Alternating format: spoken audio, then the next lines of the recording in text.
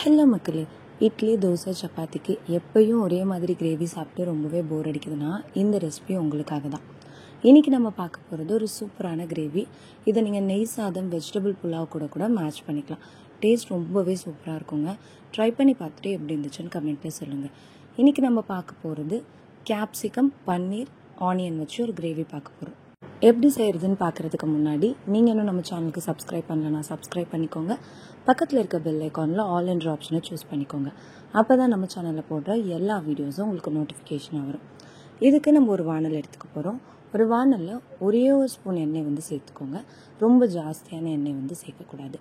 எண்ணெய் நல்லா சூடானதுக்கப்புறமா இப்போ நான் வீடியோவில் காட்டுற மாதிரி குடைமிளகாயும் வெங்காயத்தையும் கட் பண்ணிக்கோங்க. இந்த சைஸில் இருந்தால் தான் டேஸ்ட் வந்து நல்லாயிருக்கும்.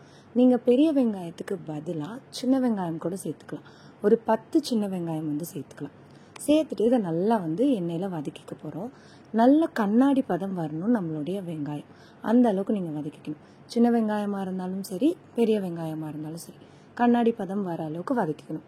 ஒரு 2லேருந்து 3 நிமிஷம் ஹை ஃப்ளேம் வச்சு நீங்கள் இதை வதக்குனீங்கன்னா கரெக்டான அளவில் இது வந்து வதங்கிடும். குடைமிளகாய் நல்லா கிறிஸ்பியாக இருக்கணும். எப்போ நீங்கள் குடைமிளகாய் ரெசிபி செஞ்சாலுமே தண்ணியில் வேக வைக்கிறதோ இல்லை அந்த கிரேவியில் வேக வைக்கிறதுக்கு பதிலாக இந்த மாதிரி எண்ணெயில் நல்லா வதக்கிட்டு சேர்த்திங்கன்னா அதோட டேஸ்ட்டே ரொம்ப சூப்பராக இருக்கும். அதுவும் அந்த க்ரன்ச்சினஸோடு சாப்பிட்றப்ப ரொம்ப நல்லாயிருக்குங்க. இப்போ பார்த்தீங்கன்னா தெரியும், நம்மளுடைய வெங்காயம் நல்லா கண்ணாடி பதம் வந்துருச்சு.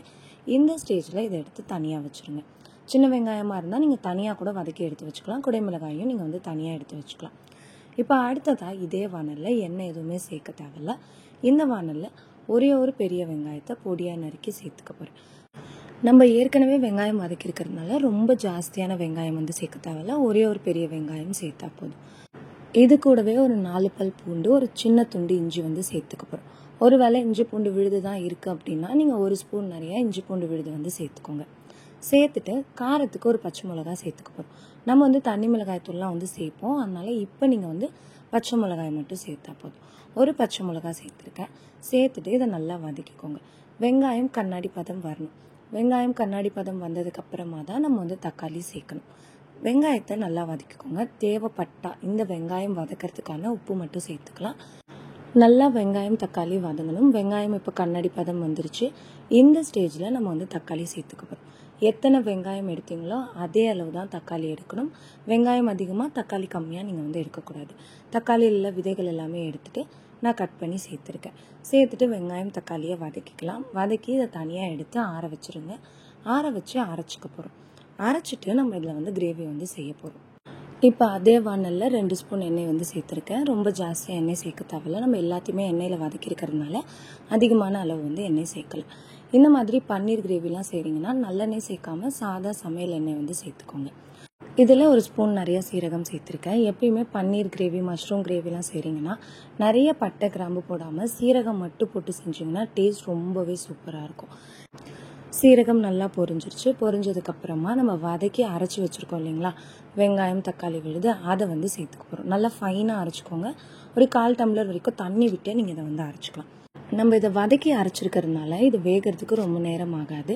ஃபர்ஸ்ட் நம்ம வந்து இதை அரைச்ச விழுத எண்ணெயில் விட்டுட்டு நல்லா ஒரு தடவை கிளறி விட்டுக்கணும். 1 நிமிஷத்துக்கு இந்த மாதிரி கிளறி விட்டதுக்கு அப்புறமா தான் மசாலா எல்லாமே நம்ம வந்து சேர்க்க போகிறோம். என்னென்ன மசாலா சேர்க்கணுன்றதை சொல்கிறேன். காரத்துக்கு நம்ம ஏற்கனவே பச்சை மிளகாய் சேர்த்துருக்கிறதுனால இப்போ தனி மிளகாய்த்தூள் வந்து சேர்த்துக்க போகிறேன். ஒரு 1/4 ஸ்பூன் வரைக்கும் தனி மிளகாய்த்தூள் சேர்த்துருக்கேன். இது கூட தனியாத்தூள் 1 ஸ்பூன் நிறையா வந்து சேர்த்துக்கோங்க. கரம் மசாலா ரொம்ப கம்மியான அளவு கரம் மசாலா வந்து சேர்த்துக்கணும். ரொம்ப ஜாஸ்தியாக சேர்க்கக்கூடாது. ஒரே ஒரு சிட்டிகை மஞ்சள் தூள் சேர்த்துருக்கேன். ரொம்ப ஜாஸ்தியான அளவு மஞ்சள் தூள் சேர்க்கக்கூடாது. அந்த மாதிரி சேர்த்திங்கன்னா கலர் வந்து வராது. கரம் மசாலாவும் சேர்த்துட்டு தேவையான அளவு உப்பு சேர்த்துக்கோங்க. நல்லா இது எல்லாத்தையுமே கலந்து விட்டுக்கலாம். நல்லா வந்து கலந்து விட்டுக்கோங்க. உப்பு பத்தலைன்னா நம்ம கடைசியாக சேர்த்துக்கலாம். இப்போ நான் ஒரு 1/2 ஸ்பூன் வரைக்கும் உப்பு வந்து சேர்த்துருக்கேன். நீங்கள் ஒரு வேளை வெங்காயம் தக்காளி வதக்கிறப்ப உப்பு சேர்த்துருந்தீங்கன்னா இப்போ பார்த்து நீங்கள் வந்து உப்பு சேர்த்துக்கோங்க. சேர்த்துட்டு நல்லா வதக்கி விட்டுக்கலாம். ஒரு 2 நிமிஷம் ஸ்லோ ஃப்ளேம்லேயே இந்த எண்ணெய் பிரிஞ்சு வரட்டும். அப்போ தான் டேஸ்ட் நல்லாயிருக்கும். கலருமே உங்களுக்கு வந்து ஹோட்டலில் கிடைக்கிற அளவுக்கு கலர் வந்து கிடைக்கும். இப்போ பாருங்கள், நல்லா எண்ணெய் பிரிஞ்சு வர ஆரம்பிச்சிருச்சு. இந்த ஸ்டேஜில் தண்ணி வந்து சேர்த்துக்க போகிறோம். ஒரு 1/2 டம்ளர் வரைக்கும் தண்ணி சேர்த்துக்கோங்க. ரொம்ப ஜாஸ்தியான தண்ணி வந்து சேர்க்க தேவையில்ல. இப்போ நீங்கள் காரமே செக் பண்ணிக்கோங்க. காரம் பத்தலைன்னா இப்போவே காரமும் வந்து சேர்த்துக்கலாம். 1/2 டம்ளர் தண்ணி சேர்த்துட்டு நல்லா இது வந்து கொதிக்கட்டும். தண்ணி நல்லா தளன்னு கொதிக்க வர ஸ்டேஜில் நம்ம வதக்கி வச்சுருக்க வெங்காயம், குடைமிளகாய் இது ரெண்டுமே சேர்த்துக்கணும். தண்ணி ரொம்ப ஜாஸ்தியாக சேர்த்துறாதீங்க. 1/2 டம்ளர் வரைக்கும் போதும். இப்போ நம்ம செய்ய போகிற கிரேவி ஒரு 3 பேருக்கு பத்தும். உங்கள் வீட்டில் இருக்கவங்க அதிக பேர் இருக்காங்கன்னா வெங்காயம், தக்காளி வதக்கிறப்ப கொஞ்சம் ஜாஸ்தியாக சேர்த்து வதக்கிக்கோங்க. பாருங்கள், தண்ணி நல்லா கொதிக்க ஆரம்பிச்சிருச்சு. சைடில் எண்ணெயுமே பிரிய ஆரம்பிச்சிருச்சு.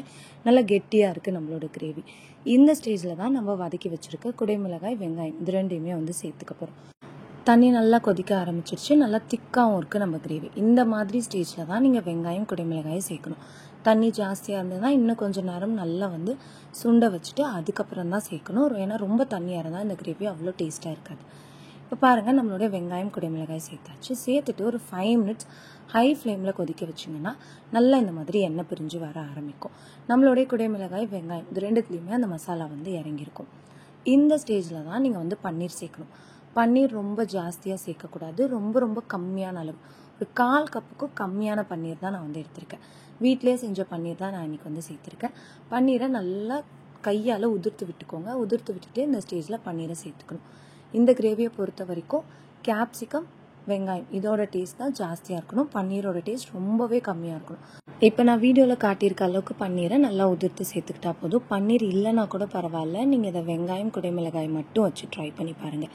சின்ன வெங்காயத்தில் செய்கிறப்ப இந்த கிரேவி இன்னுமே டேஸ்ட்டாக இருக்கும். பார்க்குறதுக்கு நல்லா அட்ராக்டிவாக இருக்குங்க. இது செய்கிறதுக்கு மொத்தமாக ஒரு 15 நிமிஷம் தான் ஆகும்.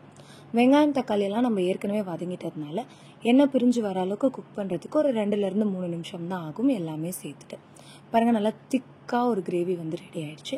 கண்டிப்பாக ட்ரை பண்ணி பாருங்கள். இந்த வீடியோ உங்களுக்கு பிடிச்சிருக்குன்னு நினைக்கிறேன். பிடிச்சிருந்தா மறக்காமல் நம்ம சேனலுக்கு சப்ஸ்கிரைப் பண்ணுங்கள். பக்கத்தில் இருக்க பெல் ஐக்கானில் ஆல் என்ற ஆப்ஷனை சூஸ் பண்ணிக்கோங்க. அப்போ தான் நம்ம சேனலில் போடுற எல்லா வீடியோஸும் உங்களுக்கு நோட்டிஃபிகேஷன் வரும்.